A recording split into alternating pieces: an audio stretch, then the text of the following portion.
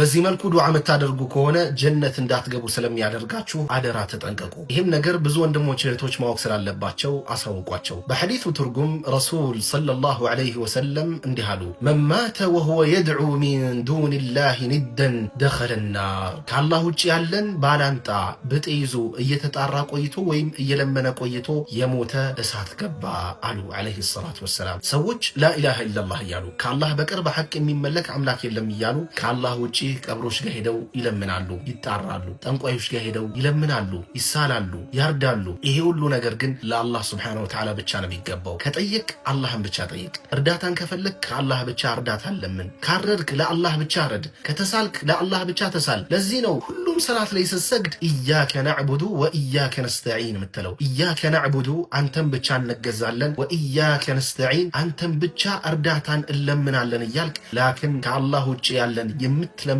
ከሆነ የምትጣራ ከሆነ በዚህ ተግባርህ ቆይተህ ሳትቶብት የምትሞት ከሆነ ጀነት ሳይሆን እሳት ነው የሚጠብቅህ።